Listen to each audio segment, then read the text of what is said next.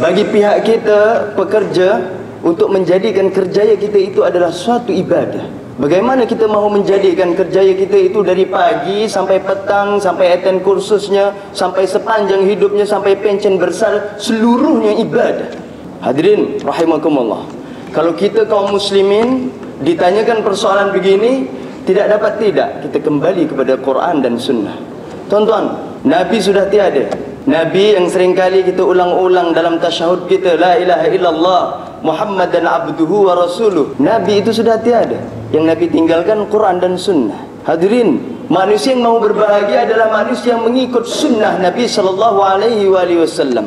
Seluruh perjalanan cari hidup Nabi dalam memahami agama, mengamalkan agama, mendakwahkan agama dan bersabar di atas dinul Islam, itu kita contohi. Hadirin, percaya atau tidak, sekarang akhir zaman, satu persatu sunnah dicabut daripada dada-dada kita kaum muslimin. Berapa ramai tuan-tuan kita yang masuk dalam tandas, itu kaki kanan dulu, kecil aja kan.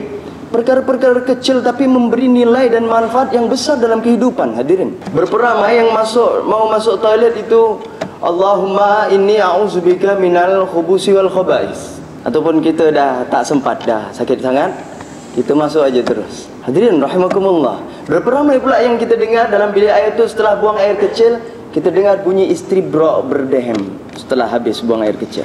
Keluar dari toilet tu kaki kanan dulu pula.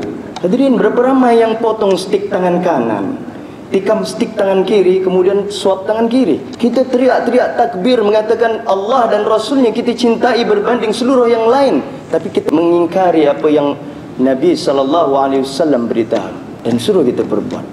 Jadi hari ini hadirin, bukan apa-apa kita kecuali dalam sarana untuk kembali mengikuti sunnah-sunnah Rasulullah SAW, termasuk menyemai nilai-nilai ataupun benih-benih amal dalam kerjaya sehari-harian yang kita perbuat. InsyaAllah. Senyap semua ni, saya jadi takut duduk depan ni. Boleh faham ya? Saya kebetulan orang Baghdad, orang Bagan Datuk, Baghdad. Orang Jawa saya cakap memang begini kurang lebih. Bukan pekerja asing saya ya. Tengok ni andun mana pula datang bagi ceramah. Tapi sambil santai-santai pun yang dibahas adalah ilmu Quran Sunnah dan Quran Sunnah. Tuan-tuan rahimakumullah, kita pekerja mahu menjadi pekerja yang cemerlang, memberi khidmat yang cemerlang, seimbang dalam semua hal. Tidak akan dapat kecuali dengan menjadi seorang mukmin yang baik. Apa dalilnya? Allah beritahu dalam Al-Quran ringkas. Tuhan katakan, a'udzubillahi minasyaitonirrajim, qad aflahal mu'minun. Maka berjaya dan cemerlanglah orang-orang mukmin. Hadirin, seorang mukmin yang seimbang ini terhimpun di dalam diri dan jiwanya nilai-nilai yang baik, sehingga dia boleh menyemai nilai-nilai itu di dalam kerjanya sehari-harian. Tuan-tuan rahimakumullah,